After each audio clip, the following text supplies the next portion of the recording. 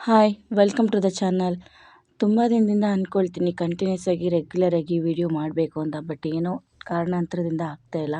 But ಇಲ್ಲಿ ನಾನು ಸಿಂಪಲ್ಲಾಗಿ ರಾಗಿ ದೋಸೆ ಮಾಡೋಣ ಅಂತ ಟ್ರೈ ಮಾಡಿದೆ, ಹಾಗೆ ರೆಕಾರ್ಡ್ ಮಾಡಿ ಶೇರ್ ಮಾಡಬೇಕು ಅಂತ ಹೇಳ್ಬಿಟ್ಟು ಮಾಡಿದೆ. ಇಲ್ಲಿ ನಾನು ತೋರಿಸಿರೋಂಥ ಒಂದು ಬೌಲಲ್ಲಿ 1 ಬೌಲಷ್ಟು ರೇಷನ್ ಅಕ್ಕಿ ತೊಗೊಂಡಿದ್ದೀನಿ.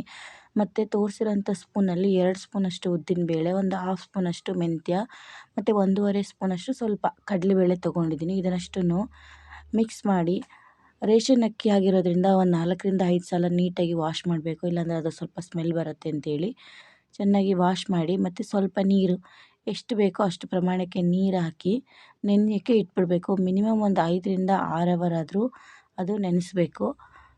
ನಾವು ಇಲ್ಲಾಂದರೆ ಓವರ್ನೈಟ್ ನೆನೆಸಿ ಬೆಳಗ್ಗೆನೇ ಮಾಡ್ಕೋತೀವಿ ಅಂದರೆ ಆ ರೀತಿಯೂ ಮಾಡ್ಕೋಬೋದು. ನಾನು ಫರ್ಮೆಂಟ್ ಮಾಡಿ ಮಾಡ್ಕೊಳ್ಳೋ ಥರ ಮಾಡ್ತಾಯಿದ್ದೀನಿ.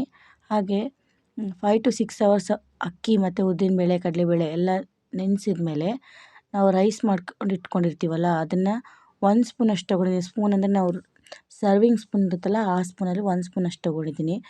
ಇಲ್ಲ ನಾವು ಅವಲಕ್ಕಿ ಹಾಕ್ಕೋತೀವಿ ಅಂತಂದರೆ ಅಕ್ಕಿ ತೊಗೊಂಡಿರೋದ್ರಲ್ಲಿ ಒಂದು ಹಾಫ್ ಬೌಲಷ್ಟು ಅವಲಕ್ಕಿನ ನೆನೆಸಿ ಫೈನ್ ಪೇಸ್ಟ್ ಆಗೋವರೆಗೆ ರುಬ್ಕೋಬೇಕು. ನಾವು ಮಾಮೂಲಿ ದೋಸೆಗೆ ರುಬ್ಕೋತೀವಲ್ಲ ಅದೇ ರೀತಿ ರುಬ್ಕೊಂಡು, ನಾನು ರಾಗಿ ಹಿಟ್ಟನ್ನು ಬಳಸಿ ರಾಗಿ ದೋಸೆ ಮಾಡ್ತಾಯಿದ್ದೀನಿ. ನಾವು ಅಕ್ಕಿ ತೊಗೊಂಡಿರೋಂಥ ಸೇಮ್ ಬೌಲಲ್ಲಿ 2 ಬೌಲಷ್ಟು ರಾಗಿ ಹಿಟ್ಟನ್ನು ತೊಗೊಂಡು, ಲಂಪ್ಸ್ ಏನು ಬರಬಾರ್ದು ಅನ್ನೋ ಒಂದು ಕಾರಣಕ್ಕೆ ಸ್ವಲ್ಪ ಗ್ರೈಂಡ್ ಮಾಡ್ಕೊತೀನಿ. ನೀರು ಎಷ್ಟು ಬೇಕೋ ಅಷ್ಟು ಪ್ರಮಾಣದಲ್ಲಿ ಹಾಕ್ಕೊಂಡು ಗ್ರೈಂಡ್ ಮಾಡ್ಕೊಳ್ತೀನಿ. ಗ್ರೈಂಡ್ ಮಾಡಿಕೊಂಡು ಅದಕ್ಕೆ ನೈಟು ಸಾಲ್ಟು ಸೋಡಾ ಏನು ಬಳಸಲ್ಲ, ಹಾಗೆಯೇ ಮಿಕ್ಸ್ ಮಾಡಿ ನೀಟಾಗಿ ಫರ್ಮೆಂಟ್ ಆಗೋಕ್ಕೆ ಇಟ್ಬಿಡ್ತೀನಿ. ಇಟ್ಟಾದಮೇಲೆ ನೆಕ್ಸ್ಟ್ ಡೇ ಮಾರ್ನಿಂಗು ಈ ರೀತಿ ಫರ್ಮೆಂಟ್ ಆಗಿರುತ್ತೆ. ಬಟ್ ಬೆಳಗ್ಗೆನೇ ನಾವು ಎದ್ದೇಳ್ತೀವಲ್ಲ, ಆ ಟೈಮಲ್ಲಿ ಒಂದು 7 o'clock ಅಂತೂ ಹಾಗೇ ಆಗಿರುತ್ತೆ. ಆವಾಗ ಯಾವ ಪ್ರಮಾಣದಲ್ಲಿ ಸಾಲ್ಟ್ ಬೇಕೋ ಆ ಪ್ರಮಾಣದಲ್ಲಿ ಸಾಲ್ಟ್ ಹಾಕ್ಕೊಂಡು, ಹಿಟ್ಟೇನಾದ್ರು ತುಂಬ ಗಟ್ಟಿ ಇತ್ತು ಅಂದರೆ ಕನ್ಸಿಸ್ಟೆನ್ಸಿ ಚೆಕ್ ಮಾಡಿಕೊಂಡು ಸ್ವಲ್ಪ ನೀರು ಹಾಕ್ಕೊಂಡು ಈ ಕನ್ಸಿಸ್ಟೆನ್ಸಿಗೆ ಬ್ಯಾಟರ್ನ ರೆಡಿ ಮಾಡ್ಕೋಬೋದು. ಒಳ್ಳೆ ಫರ್ಮೆಂಟ್ ಆಗಿರುತ್ತೆ, ತುಂಬ ಚೆನ್ನಾಗಿ ಬರುತ್ತೆ ದೋಸೆ. ಮಾಡಿಟ್ಟಿಟ್ಕೊಂಡಿರೋಂಥ ಹಿಟ್ಟಿಂದ ಈಗ ನಾನು ದೋಸೆನ ಮಾಡ್ತಾಯಿದ್ದೀನಿ.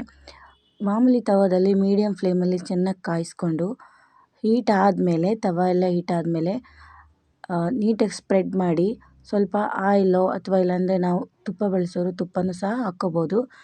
ಗರಿಗರಿಯಾಗಿ ದೋಸೆ ತುಂಬ ಚೆನ್ನಾಗಿ ಬರುತ್ತೆ. ಚಟ್ನಿ ಅಥವಾ ಸಾಂಬಾರು, ಪಲ್ಯ, ಸಾಗು ಯಾವುದ್ರ ಜೊತೆ ಸರ್ವ್ ಮಾಡಿದ್ರೂ ಸಹ ತುಂಬ ಚೆನ್ನಾಗಿ ಬರುತ್ತೆ. ಇನ್ನೂ ಒಂದು ವಿಷಯ ಅಂದರೆ, ಕಲರ್ ತುಂಬ ಚೆನ್ನಾಗಿ ಬರಬೇಕು ಅಂತಂದರೆ ನೆಕ್ಸ್ಟ್ ಡೇ ಮಾರ್ನಿಂಗು ನಾವು ಬ್ಯಾಟರಿಗೆ 1 ಸ್ಪೂನಷ್ಟು ಶುಗರ್ ಮಿಕ್ಸ್ ಮಾಡಿಕೊಂಡ್ರೆ ಒಳ್ಳೆ ಕಲರ್ ಬರುತ್ತೆ. ನಾನಿಲ್ಲಿ ಯೂಸ್ ಮಾಡಿಲ್ಲ, ಆದ್ರೂ ದೋಸೆ ತುಂಬ ಚೆನ್ನಾಗಿ ಬಂದಿತ್ತು. ವಿಡಿಯೋ ಇಷ್ಟ ಆದರೆ ಒಂದು ಲೈಕ್ ಮಾಡಿ, ಶೇರ್ ಮಾಡಿ, ಚಾನಲ್ನ ಸಬ್ಸ್ಕ್ರೈಬ್ ಮಾಡ್ಕೊಂಡು. Thank you for watching.